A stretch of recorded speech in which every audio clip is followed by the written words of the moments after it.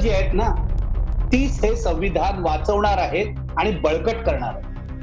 राजकीय पक्ष नाही करणार, त्यांना काही देणं घेणं नाहीये.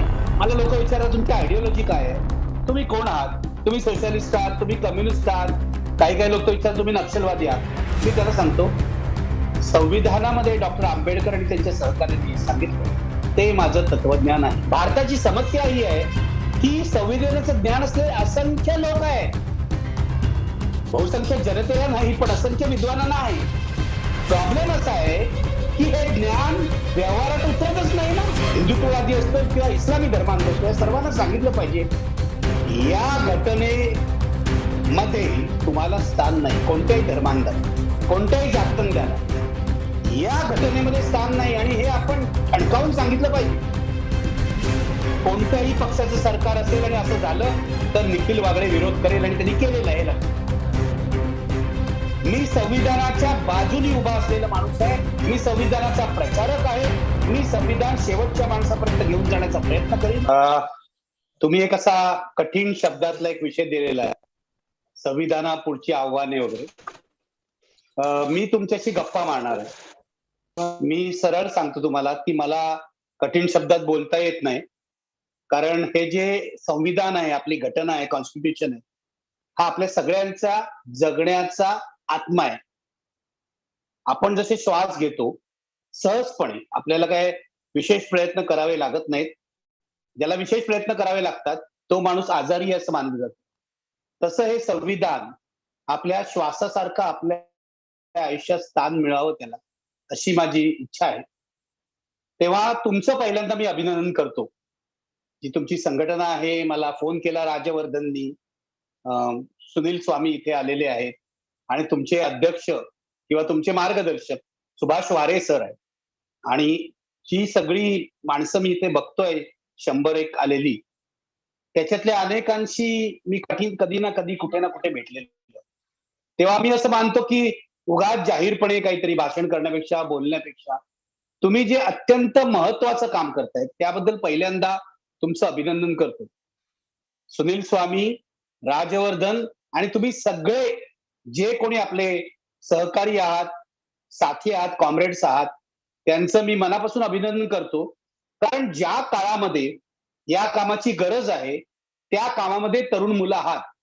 वारे सर तुमचे मार्गदर्शक आहेत, मला माहिती आहे. वारे सरांनी हे फार मोठं काम सुरू केलेलं आहे अनेक वर्षांपूर्वी, आणि त्यांनी एक अत्यंत सुबोध अशी पुस्तिका लिहिलेली आहे, ज्या पुस्तिकेतून संविधान सर्वसामान्य माणसाला कळू शकतं. तुम्हाला माहिती आहे, मूळ जी संविधानाची प्रत आहे ती अजूनही आपल्याकडे ठेवलेली आहे देशामध्ये, आणि ती फार मोठी आहे.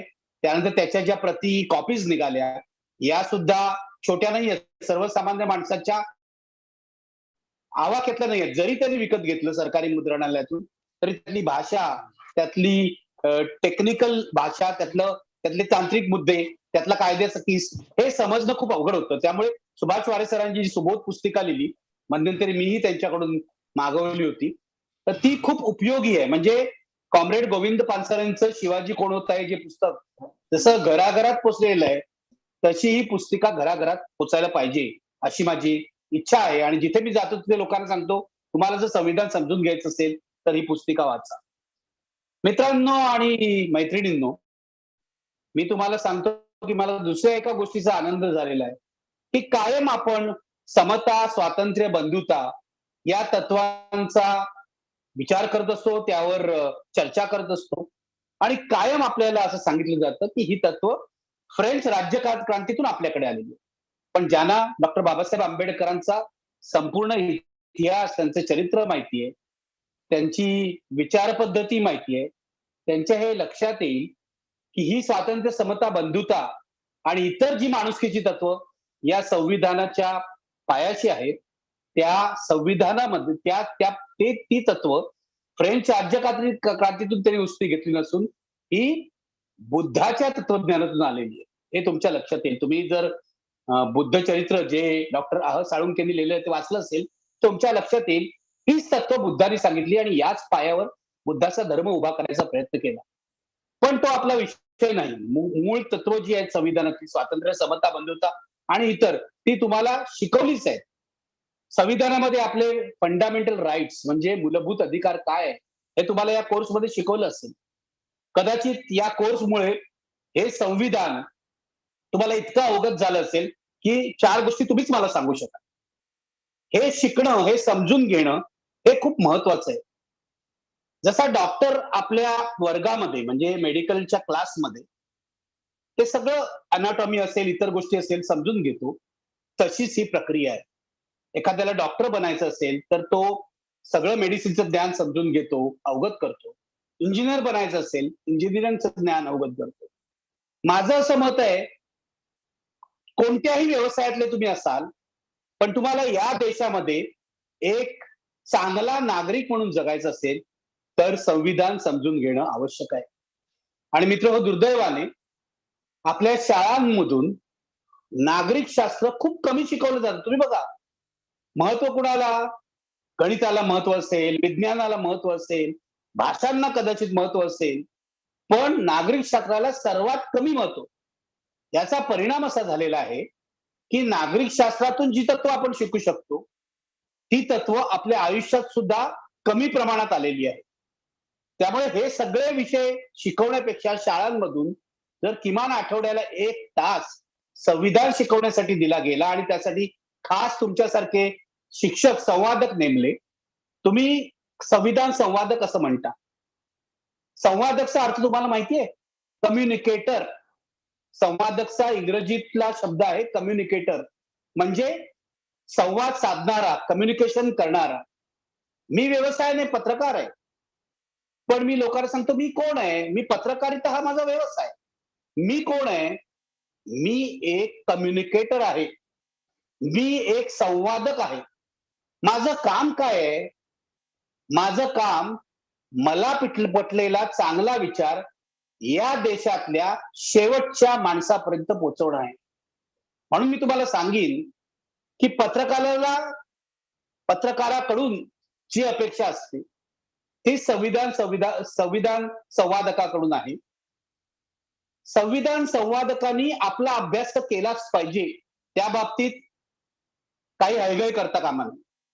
पण संविधान संवादक हा असा माणूस आहे, जो आपलं संविधान जे डॉक्टर आंबेडकरांनी सांगितलं, ते संविधान आणि शेवटचा माणूस यामधला दुवा बनू शकतो. मला खूप आनंद होतो, की तुमच्यासारखी तरुण मुलं संवादक झालेली आहेत. कारण ही तरुण मुलं जी आहेत ना, तीच हे संविधान वाचवणार आहेत आणि बळकट करणार आहेत. राजकीय पक्ष नाही करणार, त्यांना काही देणं-घेणं नाहीये. डॉक्टर आंबेडकर असं म्हणाले होते, की मी जे हे संविधान देतोय, सर्व चर्चा करून घटना समितीमध्ये हे संविधान तयार करण्यात आलेलं आहे. पण या देशाला मी जे संविधान देतोय, त्याची जर नीट अंमलबजावणी झाली नाही, तर हे संविधान मीच जाळून टाकेन. जाळून टाकेन म्हणजे काय? आंबेडकरांच्या मनातला हा संताप होता, ही तळमळ होती, की हे संविधान या ग्रंथामध्ये, या पुस्तकामध्ये राहून चालणार नाही. याची अंमलबजावणी झाली पाहिजे. नाहीतर त्या ग्रंथाचा उपयोग काय? मित्रहो, डॉक्टर आंबेडकरांचे हे जे विचार आहेत, की संविधानाची अंमलबजावणी झाली पाहिजे. ही अंमलबजावणी करायला तुमच्यासारखे लोक सरकारला भाग पाडू शकतात. म्हणून तुमचं काम खूप महत्वाचं आहे. स्वतःला छोटे समजू नका. संविधानाचं ज्ञान प्राप्त करून तुम्ही अत्यंत समर्थ अशा भूमिकेत आलेला आहात. संविधान समजून घेणं म्हणजे काय आहे? मला लोक विचारतात तुमची आयडिओलॉजी काय आहे? तुम्ही कोण आहात? तुम्ही सोशलिस्ट आहात? तुम्ही कम्युनिस्ट आहात? काही लोक विचारतात तुम्ही नक्षलवादी आहात का? मी त्याला सांगतो, संविधानामध्ये डॉक्टर आंबेडकर आणि त्यांच्या सहकार्यांनी सांगितलं, ते माझं तत्वज्ञान आहे. त्या चौकटीमध्ये काम करण्याचा माझा प्रयत्न आहे आणि त्या चौकटीत इथल्या प्रत्येक माणसाला न्याय मिळेल असं बघणं हे माझं कर्तव्य आहे. संविधान संवादकाचं कामच इथे सुरू होतं आणि हेच काम आहे ते. संविधान संवादक माझ्या दृष्टीने अशासाठी महत्वाचं आहे, की हे संविधान पुस्तकात राहिलं तर डॉक्टर आंबेडकरांनाही आवडणार नाही आणि त्याचा काही परिणामच होणार नाही. किंबहुना ते तसं पुस्तकात राहावं, लोकांना त्याविषयी माहिती होऊ नये, असं राजकारण्यांना वाटतं. कारण ह्या संविधानाचा अंमल केला तर या देशामध्ये स्वातंत्र्य, समता, बंधुता अत्यंत शांतपणे, सलोख्याने नांदेल याविषयी माझ्या काही शंका नाही. जेव्हा जेव्हा स्वातंत्र्याला, समतेला, बंधुतेला आणि इतर सर्व तत्वांना हरताळ फासला जातो, तेव्हा तेव्हा तो हल्ला संविधानावर असतो. हे लक्षात घ्या. 1992 साली 6 डिसेंबर 1992 साली बाबरी मशिदीवर कारसेवकांनी, संघ परिवारातल्या कारसेवकांनी हल्ला केला हे तुम्हाला माहिती आहे. तेव्हा मी अग्रलेख लिहिला होता, की इथे मशीद होती की नाही, ती वापरली जात होती की नाही, हा प्रश्न महत्वाचा नाहीये. मी नास्तिक माणूस आहे. मी देवळातही जात नाही, मी मशिदीतही जात नाही, मी गुरुद्वारामध्ये जात नाही. चांगलं काम करणारी माणसं हा माझा देव असतो. पण प्रश्न असा आहे, की या देशातल्या संविधानाने इथल्या नागरिकांना राईट टू वर्शिप, प्रार्थनेचा अधिकार दिलेला आहे आणि एका नागरिकांच्या समूहाने दुसऱ्या नागरिकांच्या समूहाला हा प्रार्थनेचा अधिकार राबवताना कोणत्याही प्रकारे त्रास देऊ नये, डिस्टर्ब करू नये, असं संविधानात म्हटलेलं आहे. तेव्हा राईट टू वर्शिपचं संरक्षण करायचं असेल तर अशा प्रकारे बाबरी मशिदीवर कारसेवकांनी केलेला हल्ला हा निषेधार्ह मानला पाहिजे. मी हा हल्ला निषेधार्ह मानतो, कारण तो मला मशिदीवरचा हल्ला वाटत नसून तो मला भारतीय घटनेवरचा हल्ला वाटतो. आणि 6 डिसेंबर 1992 या दिवशी दुसरा कुठचाही दिवस नाही मिळाला. 6 डिसेंबर हा डॉक्टर आंबेडकरांच्या महापरिनिर्वाणाचा याचा दिन आहे. त्या दिवशी दलित जनता आंबेडकरांना नमन करत असते. त्या दिवशी परिनिर्वाण दिनाच्या दिवशी तुम्ही हा हल्ला करता, म्हणजे सरळ सरळ तुम्हाला डॉक्टर आंबेडकरांचा आणि संविधानाचा अपमान करायचा होता मित्र. तेव्हा अशा घटना तुम्हाला वारंवार दिसतील. शहाबानोकेचा अभ्यास तुम्ही केलेला आहे. आविष्कार स्वातंत्र्याचं जे हनन होतंय ते दिसेल. आता तर आमची एक केस सुप्रीम कोर्टात गेलेली आहे. आता जे सगळे डिजिटल प्लॅटफॉर्म आहेत त्यासाठी सरकारने काही नियम बनवलेले आहेत आणि हे जे नियम आहेत किंवा सरकारने जो कायदा बनवलेला आहे हा या देशातल्या फ्रीडम ऑफ एक्सप्रेशन म्हणजे आविष्कार स्वातंत्र्याच्या मूलभूत अधिकाराच्या विरोधात आहे. म्हणून मी आणि आमचे नेवगी सर म्हणजे ऍडव्होकेट अभय नेवगी हे हायकोर्टात गेलो, मुंबई हायकोर्टात आमच्या बाजूने निकाल झाला. तिथे आम्ही जे आक्षेप घेतले होते त्यापैकी काही आक्षेप मान्य करण्यात आले आणि आता ही केस जी आहे ती सुप्रीम कोर्टात गेलेली आहे. तेव्हा प्रत्येक जो मूलभूत अधिकार आहे त्यासाठी नागरिकांना जागरूक करावं लागतं. त्यांना जरूर असेल तर संघटित करावं लागतं आणि त्या अधिकारांचं संरक्षण होण्यासाठी आपल्याला प्रयत्न करावे लागतात, संघर्ष करावा लागतो. शिका, आंबेडकर काय म्हणाले? शिका, संघटित व्हा आणि संघर्ष करा. तुम्ही तरुण मुलं आहात. बाबासाहेब असं का म्हणाले? शिका, संघटित व्हा आणि संघर्ष करा. मला सांगा, तुम्ही या संविधानाचा अभ्यास केला. तुम्ही हे जे सगळे संवादक आहात, फार चांगल्या पद्धतीने हे संविधान शिकवलं गेलं असेल असा माझा समज झालाय तुमचं सगळं काम वाचून. मला जे राजवर्धननी पाठवलं ते वाचून. तुम्ही शिकला आता. पुढे काय? आता खरं काम पुढे सुरू होतं.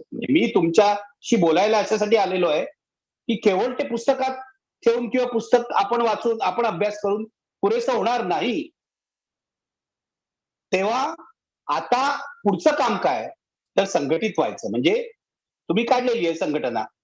ही जी शाहू महाराजांच्या नावाने संघटना काढलेली आहे किंवा अशा अनेक संघटना आहेत त्या काढलेल्या आहेत. पण त्याही पुढचं महत्वाचं काम आहे, संघर्ष करा. आणि मी असं मानतो की त्या संघर्षामध्ये प्रबोधन हे अनुस्यूत असतं, म्हणजे इन्क्लुडेड असतं. तेव्हा तुमच्यासारखे संवादक का करू शकतात? ते का मला महत्वाचे वाटतात? बघा, मी तुम्हाला साध्या भाषेत सांगतो. ख्रिश्चन धर्म जगभर पसरला, मान्य आहे तुम्हाला? बौद्ध धर्म ही अनेक देशात गेला. ख्रिश्चन धर्म किंवा बौद्ध धर्म अनेक देशात जाण्याचं हे कारण आहे. ख्रिश्चन धर्मातले प्रचारक किंवा बौद्ध धर्माचे भिक्खू हे गावागावात गेले आणि त्यांनी लोकांना सांगितलं की आपला धर्म काय आहे. तेव्हा ज्या लोकांना ते पटलं त्यांनी तो धर्म स्वीकारला. काही ठिकाणी चोर जबरदस्ती झाली, ती आपल्याला कधीच मान्य होणार नाही. ती घटनेलाही अमान्य आहे. कोणावरही जोर जबरदस्ती करून धर्म परिवर्तन करू नये असं भारतीय घटना सुद्धा सांगते. माझा मुद्दा हा आहे जर ती मंडळी धर्माचा प्रचार करायला घरोघरी जातात, त्यांना सांगतात की हा आमचा धर्म आहे, हा चांगला आहे, हा तुम्ही स्वीकारा, तुमचं जीवन सुखकारक होईल. आपला धर्म, ज्यांचा घटनेवर विश्वास आहे त्या सर्व माणसांचा धर्म हे संविधान असायला हवा. आमचा धर्म कोणता? तर आमचा धर्म हा घटनेचा, संविधानाचा.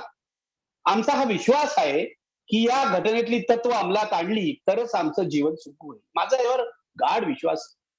त्यामुळे काही हो, इतक्या वर्षांमध्ये जवळ-जवळ 40 वर्ष मी अशा प्रकारे पत्रकारितेत आहे. काही हो, टीका हो, वादळ येवो, वारा येवो, पाऊस येवो, हा धर्म आमचा जो संविधानाचा आहे, त्याचं रक्षण करण्यासाठी आम्ही प्राण पणाला लावणार. आता प्राण पणाला लावायचं म्हणजे काय, दरवेळेला काय बलिदान द्यावं लागतं असं नाही. पण ती जर वेळ आली डॉक्टर दाभोलकर आणि गोविंद पानसरेंसाठी, तर त्यालाही आम्ही घाबरणार नाही, हा संदेश. आमचा विचार तुम्ही मारू शकणार नाही. व्यक्ती म्हणून तुम्ही आम्हाला मारू शकाल असं भगतसिंगही म्हणाला. पण आमच्या विचारांचं दमन तुम्ही करू शकणार नाही. इतकी बांधिलकी पाहिजे संवादकाची. आणि मग या संवादकांनी काय करायचं? आपण आपलं जे ज्ञान आहे, आपल्याला जे ज्ञान मिळालंय, हे प्रत्यक्षात कसं आणायचं? कारण जोपर्यंत मी तुम्हाला सांगतो, भारताची समस्या ही आहे, की संविधानाचं ज्ञान असलेले असंख्य लोक आहेत. बहुसंख्य जनतेला नाही, पण असंख्य विद्वानांना आहे. प्रॉब्लेम असा आहे, की हे ज्ञान व्यवहारात उतरतच नाही ना. जोपर्यंत सर्वसामान्य माणसाला, शेवटच्या माणसाला संविधान आणि संविधानातले आपले हक्क कळत नाही, तोपर्यंत उपयोग काय? तो पोलिसांना काय सांगणार? प्रत्येक पोलीस स्टेशनमध्ये आयपीसी बुक ठेवलं पाहिजे असा नियम आहे. पोलीस दाखवतात का आपल्याला कधी? मी कुठेही पोलीस स्टेशनमध्ये गेलो तर पहिल्यांदा सांगतो, मला आयपीसी बुक द्या. तुम्ही माझ्यावर कोणती कलमं लावताय ते मला कळलं पाहिजे. बहुसंख्य पोलीस स्टेशनमध्ये आयपीसी बुक सुद्धा नव्हतं. तेव्हा हा आमचा अधिकार आहे नागरिक म्हणून. तर हे जे अधिकार आहेत नागरिक म्हणून, ते आपल्याला लोकांना समजवता आले पाहिजे. आणि मित्र मी तुम्हाला सांगतो, संविधान संवाद आहे. पहिली गोष्ट, लोकांशी संवाद साधायचा असेल तर हल्ली म्हणतात पुरोगामी चळवळीचा लोकांशी संवाद तुटला. मी खूप वर्षापूर्वी एक लेख लिहिला होता. त्याच्यामध्ये म्हटलं होतं, संवाद तुटला याचं कारण काय माहितीये? याचं पहिलं कारण आहे, की आपण लोकांच्या भाषेत बोलणं विसरलो. विसरलो. आपण सोप्या भाषेत, जी भाषा साने गुरुजींनी लिहिली, त्या भाषेत बोलायला शिकलं पाहिजे. तुम्ही बघा डॉक्टर आंबेडकरांचं पण, आंबेडकर प्रकांड पंडित होते. विचारवंत होते. त्यांनी आपल्याला जे काय म्हणायचं ते इंग्रजीतून लिहून काढलं. पण जेव्हा त्यांना लोकांशी संवाद साधायचा होता, तेव्हा त्यांनी बहिष्कृत भारत असेल, मूकनायक असेल, जनता असेल, समता असेल, आपली सगळी वृत्तपत्र ही मराठीतून काढली. कारण त्यांना हे माहिती होतं, की लोकभाषेत बोललो तरच ते लोकांपर्यंत जाईल. तेव्हा मला माझी तुम्हाला हात जोडून विनंती आहे, मित्र तुमच्यामध्ये खूप हुशार माणसं असतील, विचारवंत असतील याची मला खात्री आहे. पण आजच्या विचारवंताप्रमाणे बोलू नका जड-जड भाषेमध्ये. लोकांच्या ते डोक्यावरून जातं. आपण साध्या भाषेमध्ये जेव्हा अ, आय-बी-एन लोकमत चॅनलमध्ये मी काम करत होतो. आमचं ट्रेनिंग झालं 3 महिने आणि अमेरिकेहून सीएनएनचे लोकं आम्हाला ट्रेनिंग करायला इथे आले. तेव्हा त्या बाईनी सगळ्यांना सांगितलं, आमच्या सगळ्या मुलांना म्हणजे आमच्या स्टाफला, की लक्षात घ्या तुम्हाला बातमी सांगायची म्हणजे काय? स्वतःची विद्वत्ता, स्वतःची भाषाशैली नाही दाखवायची. आपल्या आईशी आपण बोललो, जसं बोलतो तसं तशा भाषेत बातमी सांगा. म्हणजे तुमच्या लक्षात आलं ती काय म्हणते? की आपण घरी आलो, आईने विचारलं, "अरे आज कुठे होतास?" तर अमुक-अमुक ठिकाणी होतो. काय झालं तिथे? तुम्ही आईला जशा भाषेत सांगाल सोप्या, साध्या, सुबोध, जिव्हाळ्याच्या, त्या भाषेत लोकांशी बोला. संवादकाला हे पहिल्यांदा कळलं पाहिजे, की आपण जिथे जातोय ना, तिथल्या लोकांच्या भाषेमध्ये तुम्ही आदिवासी वस्तीत जाल ना आणि शहरी भाषा बोलाल, तर पहिला दुरावा निर्माण होईल. तेव्हा आपण सोप्या भाषेमध्ये त्या माणसांना समजून त्यांच्याबरोबर बसून जिथे कुठे असेल, ग्रामपंचायतीत बसत असेल किंवा काय जिथे कुठे असेल, सोप्या भाषेमध्ये आणि त्यांच्या आयुष्याशी जोडलं पाहिजे. जोपर्यंत संविधानाचा अनुभव आपल्या रोजच्या आयुष्यात येत नाही, तोपर्यंत त्याचा काही उपयोग नाही. त्या ज्ञानाचा काही उपयोग नाही. हे वारे सरांनी तुम्हाला सांगितलंच. तेव्हा त्या माणसाला सांगितलं पाहिजे, हा सुद्धा हक्क आहे. आविष्कार स्वातंत्र्य असा शब्द आहे, फ्रीडम ऑफ एक्सप्रेशन. या देशाच्या संविधानामध्ये फ्रीडम ऑफ प्रेस नाही आहे. अमेरिकेच्या संविधानात ते आहे. आविष्कार स्वातंत्र्य दिलेलं आहे या संविधानाने आणि त्या आविष्कार स्वातंत्र्यामध्येच फ्रीडम ऑफ एक्सप्रेशन इन्क्लुडेड आहे. म्हणजे त्याच्यामध्येच त्याचा समावेश. तुम्हाला माहिती आहे घटनेचे 19 कलम आणि 19 अ कलम काय आहे? हे जे आविष्कार स्वातंत्र्य आहे, ते इतकं पण पुढे जायला नको, की त्यामुळे सामाजिक शांतता बाधित होईल. हे तुम्हाला सगळं शिकवलं असणार. माझा मुद्दा असा आहे, की हे जे आविष्कार स्वातंत्र्य आहे, ज्याच्यामध्ये वृत्तपत्रांचं स्वातंत्र्य आहे, माध्यमांचं स्वातंत्र्य आहे, ज्याच्यामध्ये उच्चार स्वातंत्र्य आहे. मला जे बोलायचं आहे, ते मला बोलता येईल. मला कोणताही धोका निर्माण नाही होणार. हे सामान्य माणसाला सांगूया ना आपण, की तुला देशाच्या पंतप्रधानांविरुद्ध बोलायचं असेल, तरी तुला तो हक्क आहे. अर्थात सभ्य भाषेत बोललं पाहिजे. शिवीगाळ करून चालणार नाही. शिवीगाळ ही घटनेत बसत नाही. कोणत्याही सभ्यतेत सुद्धा बसत नाही. तेव्हा तो हक्क आहे तुला. तू खेड्यातला माणूस असेल, तू शहरातला कुठचा तरी गरीब माणूस असशील, तरी सुद्धा सरकारला प्रश्न विचारण्याचा तुला हक्क. आमच्या घरात पाणी येत नाही, आमच्या गावात पाणी पुरवठा होत नाही, वीज पुरवठा होत नाही. हे प्रश्न विचारण्याचा हक्क आहे आणि हे प्रश्न तो त्याला असलेल्या उच्चार स्वातंत्र्याच्या मूलभूत अधिकारातून विचारू शकतो. तेव्हा हे तुम्ही त्याला समजावलं पाहिजे तर तो आणि मग धैर्य निर्माण होईल. कळलं का? जसं मी राइट टू वर्शिप सांगितलं, फ्रीडम ऑफ एक्सप्रेशन सांगितलं, तसे जे 8, 10, 11 मूलभूत अधिकार आहेत त्यांचा तुम्ही विचार करा. आपल्या आयुष्याशी जोडायला शिकलं पाहिजे. शिक्षणाचा अधिकार असेल. समता म्हणजे काय? समता स्त्री-पुरुष समता असेल, समाजातल्या विविध घटकातली समता असेल, कशी प्रस्थापित होणार? नुसती कागदावर नाही प्रस्थापित होणार. अस्पृश्यता आपण कायद्याने बाद ठरवलेली आहे. जातीभेद बाद ठरवलेले आहे. कायदे सुद्धा अॅट्रॉसिटी ऍक्ट सारखे. संपले का जातीभेद? मला तर रोज दिसतो जातीभेद. वृत्तपत्रातल्या बातम्या बघा. एका दलित मुलांनी मिशा ठेवल्या म्हणून त्याला मारहाण होती. एका दलित मुलाच्या लग्नामध्ये किंवा मुलीच्या लग्नामध्ये नवरा घोड्यावर बसला म्हणून त्याला मारहाण होते. आणि हे मारहाण फक्त उच्चवर्णीय करतात असं नाही. ओबीसीतल्या असंख्य जाती आहेत, दलितातल्या असंख्य जाती आहेत.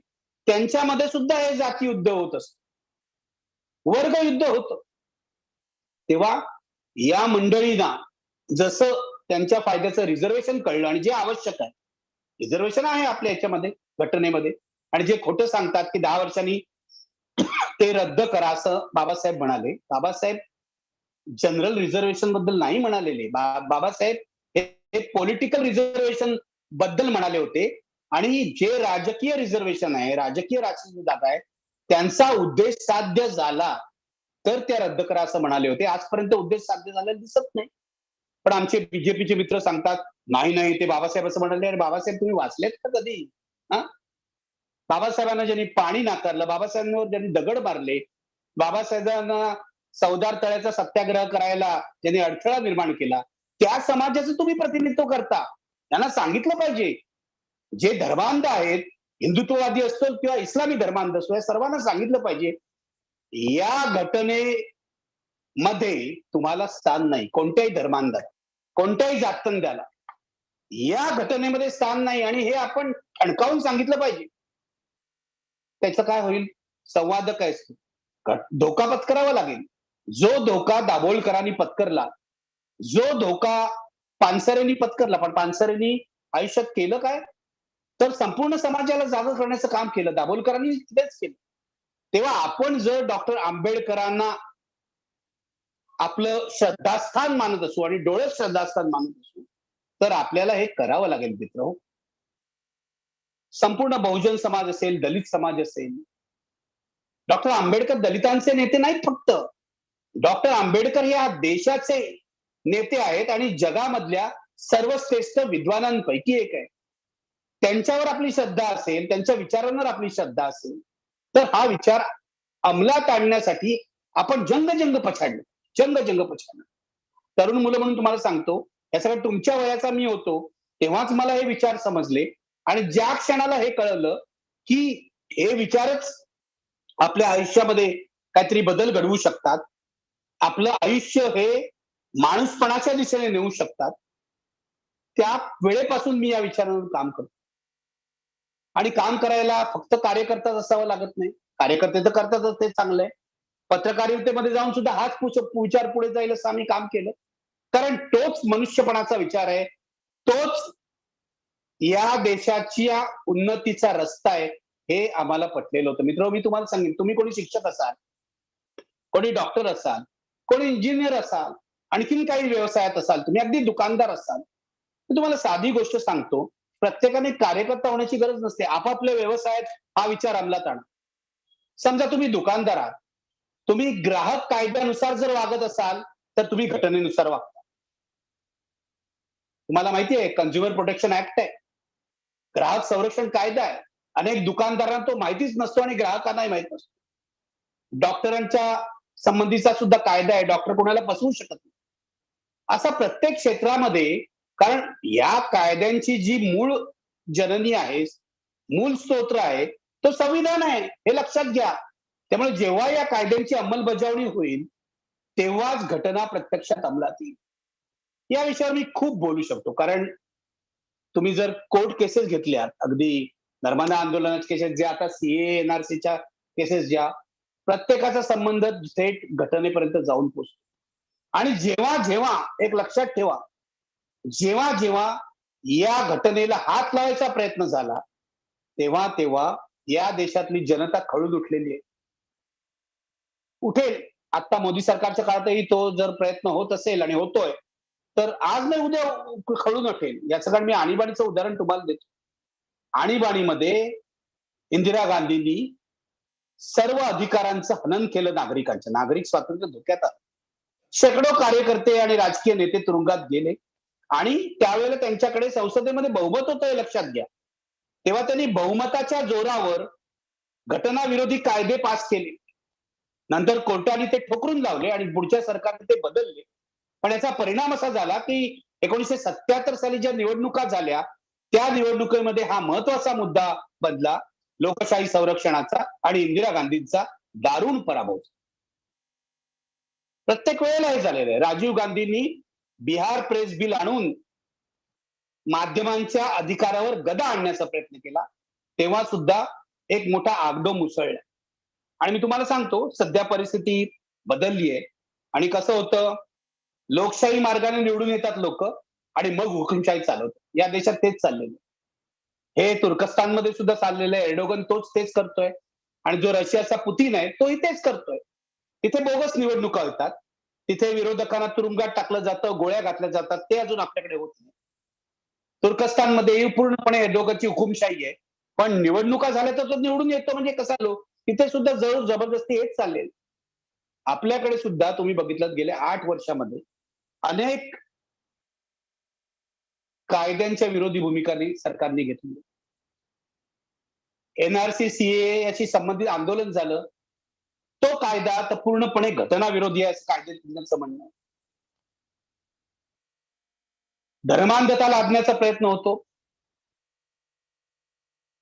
लोकशाही राष्ट्रामध्ये अल्पसंख्याकांचं स्थान काय असावं, यावर घटनेने काही मूलभूत गोष्टी सांगितलेल्या आहेत. इथे मुसलमानांवर सरसर हल्ल्याचा प्रयत्न होतो, त्यांचं आयुष्य असुरक्षित करण्याचा प्रयत्न होतो. अजून याची झळ ना मध्यम वर्गापर्यंत पोहोचलेली नाहीये. त्यामुळे मध्यम वर्गाला वाटतं आपलं खूप चांगलं चाललं. आपला जीवनाचा अधिकार कॉन्स्टिट्यूशन मध्ये जो आहे, राईट टू लाईफ, तो सुरक्षित आहे असं मध्यम वर्गाला वाटतं. मित्र मी तुम्हाला सांगतो, आज मुसलमानांवर हल्ले होत आहेत, आज दलितांवर हल्ले होत आहेत, आज आदिवासीच्या जमिनी हिसकावल्या जात आहेत. उद्या हे सगळं आपल्यापर्यंत येणार. हिटलरशाहीमध्ये हेच झालं होतं. आता हे तुमचं चाललंय ना काश्मीर फाईल्स या सिनेमाचं, काय चाललंय? तो सिनेमा जाऊन बघा. मी तर म्हणतो की बघू नये असं मी कुठलाच सिनेमा म्हणणार नाही किंवा नाटक बघणार नाही किंवा वाचू नका असं पुस्तक म्हणणार. पण अरे एक तुम्ही सिनेमा बनवता, त्यामध्ये ऐतिहासिक दृष्ट्या चुकीच्या गोष्टी सांगता आणि मेलो ड्रामा दाखवून, शोकांतिका दाखवून, भडकपणे दाखवून, हिंसा दाखवून तुम्ही लोकांच्या मनावर परिणाम करता की लोक मुसलमानांचा द्वेष करतील. हिटलरने हेच केलं होतं. संपूर्ण जर्मन फिल्म इंडस्ट्रीला हिटलरने ताब्यात घेतलं होतं आणि त्याचा जो सहकारी होता, प्रचार प्रमुख होता, गोबेल्स नावाचा, तो ती इंडस्ट्री नंतर नंतर चालवत होता. यावर एक सिनेमा सुद्धा नेटफ्लिक्सवर आहे, डेव्हिल्स मिस्ट्रेस नावाचा. तो तुम्ही बघा आणि गुगल जर केलंस, गोबेल्सनी काय-काय उद्योग केले तेही तुम्हाला मिळेल. तेव्हा जे तिथे 1932 ते 1945 या या सगळ्या वर्षांमध्ये जर्मनीमध्ये झालं, दुसऱ्या महायुद्धात झालं आणि फॅसिझम नावाचा एक अत्यंत विषारी वायू ज्याला मी म्हणतो किंवा फॅसिझम नावाची एक अत्यंत विचारसरणी पसरवण्याचा प्रयत्न झाला. ही विचारसरणी मुसोलिनींनी सुरू केली. त्याचं कारण मुसोलिनीच्या पक्षाचं नावच फॅसिस्ट पार्टी होतं. आणि मग हिटलरनी त्या विचारसरणीच्या आधारे ज्यूंची कत्तल केली. 60 लाख ज्यू मारले गेले लक्षात घ्या. 60 लाख. आज भारतामध्ये जे होतंय ते इतिहासाची पुनरावृत्ती आहे की नाही याचा विचार करा. तुम्ही संविधान संवादक आहात म्हणून मी तुम्हाला सांगतो. याच्यात राजकारण काही नाही. कोणत्याही पक्षाचं सरकार असेल आणि असं झालं तर निखिल वागळे विरोध करेल आणि त्यांनी केलेलं आहे हे लक्षात. मी संविधानाच्या बाजूनी उभा असलेला माणूस आहे. मी संविधानाचा प्रचारक आहे. मी संविधान शेवटच्या माणसापर्यंत घेऊन जाण्याचा प्रयत्न करीन आणि माझी अशी अपेक्षा आहे तुम्ही सगळ्या संवादकांनी हेच करायला पाहिजे. मी तुम्हाला आज एवढंच सांगतो, फार बोलणार नाही. मला असं वाटतं वेळ झालेला आहे आता. फारच बोललोय मी, जवळजवळ 20-25 मिनिटं. कोणीतरी बोलतायत तिकडे त्यामुळे मला वाटतं तेही अस्वस्थ झाले. मला आवाज येतायत. तर मला इतकं शेवटी सांगणं आहे, तुमचं हे काम उत्तम आहे. हे गावागावात घेऊन जाण्याचा प्रयत्न करा.